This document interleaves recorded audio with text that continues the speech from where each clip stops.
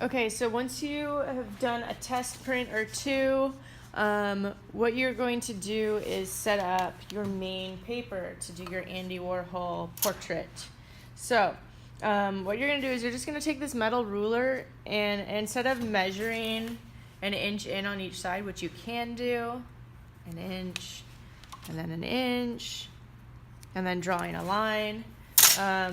This ruler is an inch, so another way to do this is just to draw a line, leaving room to do this border. Again, leaving some room.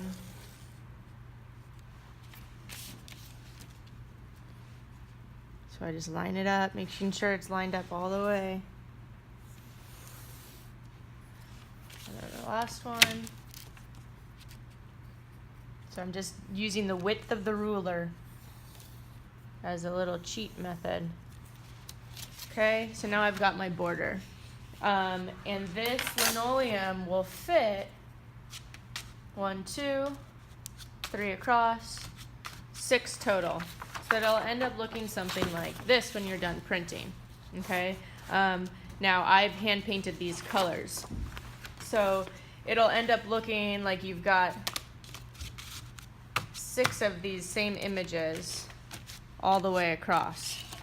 Okay, now when you get to painting, I'm going to show you how to do the watercolor. You want to make sure your ink is dry and know that if you apply water onto this directly, it's going to bring back the ink, so it will become black. So when you go to paint this, it's really important that you stay just along the outside. Okay, don't get too close or don't go over any of the black. So you want to go around the black. You can see, you know, in areas that I went over it, it has that little bit of a darkness to it. This one, it printed a lot of the lines. I think that was one of the last ones that I did. Okay, so you want to choose about 4 colors. I would say no more than 4. And no, well, yeah, let's just pick 4. Okay, try to pick 4 different colors to incorporate into each of these. And then you want to make sure that you're changing it for each one. So none of these are exactly the same, how I painted them, just like how Andy Warhol did it. He didn't paint them all the same. So he didn't have a green face, green face, green face, green face. He alternated the colors, but it still has unity because here I've used the green on the face, here I've used the green as the background, green as the eyeshadow, green on the pencil, you know, yellow as the face, yellow as the background, yellow as the pencil, yellow as the eyeshadow. Okay, so you want to switch it up for each one so that each one is unique, but it still has unity. And unity is going to be created not only by having the same image multiple times, but having the same colors used in little spots throughout the composition. Okay, so now here's the little demo on painting. So you want to make sure that you have a little bit of moisture on each of your colors. Just kind of drop it on. Make sure you don't touch it, because if I touch this and now I'm touching the yellow, now my yellow is going to be orange. So if you do that on accident, just make sure you wash it off. You can also take a spray bottle and spray it. You're not going to mix colors in here. You can see that when you mix colors in here, this gets all messy and you can't really wash it off. So I have these plates. These plates are reusable, so after you're done, you wash them out, you let it dry, and then you return it back to me. So don't bend them, don't recycle them, don't throw them away. They're to be reused. So I'm just going to put a little bit of water on this plate too. And then let's say I want to use, let's see, I'll do like a blue violet for the face, okay? So I want to get a little bit of violet,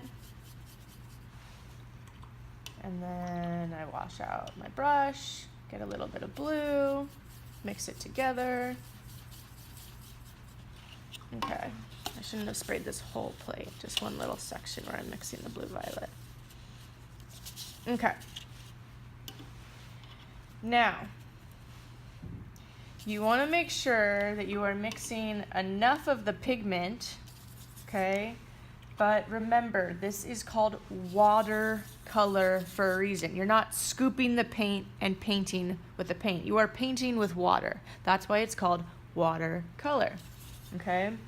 So you want to make sure you have enough water to spread it around. When I go to do this, notice how my wrist is anchored, okay? And my brush is almost up and down, not quite. It's like a kind of like a 45-degree angle. It's not like this though. I'm not painting with the whole brush. So you want to paint with just the tip of the brush. That's going to give you a lot more control.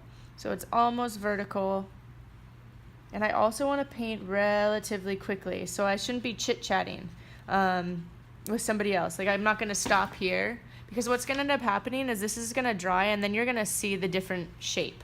So you want to make sure it's wet and that you've mixed enough of your color to spread around the entire section that you're working on, which I definitely have mixed enough of. Okay, notice how I'm going right up to the edge of this, but I'm not washing over. Because if I do that, what's going to end up happening is the black ink is going to spread into the color, and it's going to create a shade of the color. Because when you add black to a hue or a color, that is what a shade is. So it's actually going to make it a lot darker if I do that. I'll kind of show you in this area what ends up happening. Do you see how it's black? Because I'm pulling the ink into that area, okay? So here I go.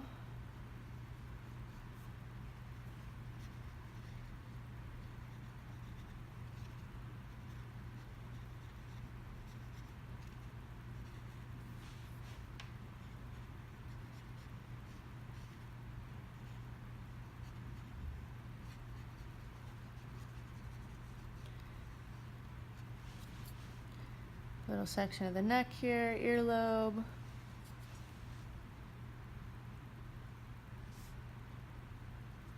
can drop some color on top if it's still wet. Spread it around. And then my hand is also skin colored. So I want to make sure it matches the same as the face. So you don't want to use realistic colors. We're not trying to paint realistically right now, like the eye project. We are painting it pop art colors, so wacky colors, okay? Now, what I would not want to do right now is go in and paint another color in here, because this area is still wet. And let me just show you what happens when we have an area that's wet. Let's make a little loop here. And then I go to decide, hey, you know what? I'm gonna paint orange in this area. So add water to the color. We're not grabbing the color from here. We have to have water. What's gonna end up happening is, look, the orange spreads out into that area, okay? Versus something that's completely dry, okay? It's not gonna spread into that area. It's gonna remain just orange, okay? So you wanna make sure it's dry. So I could do the background right now because there's nothing that this blue violet's gonna be touching. Okay, so say I want my background, I'll do yellow as my background. Again, if I put something over here, I add water to it because we're painting with water, not the color. It's watercolor. I'm gonna find the edge. You can see if I'm going over, the ink comes up, but I just ignore it, move on. Doesn't have to be 100% perfect, because after we've looked at some Andy Warhols, we see that it's not always 100% perfect, and that is okay. So boom, boom, boom. Okay, so then I just carry on this way. Again, though, just as a review, this is the important thing, is do not go straight over, because you're going to see the ink start to pull up, okay? And then it's going to get all muddy looking like that. So you can always dab it away with a Kleenex if you mess up. and then try again, but make sure the area is dry before you try again, or else it might pull the ink back in. Okay, so there we go. There's the demo. Again, making sure you have 4 colors for each one and that you're painting everything a little bit differently in each one, but still maintaining unity as a whole.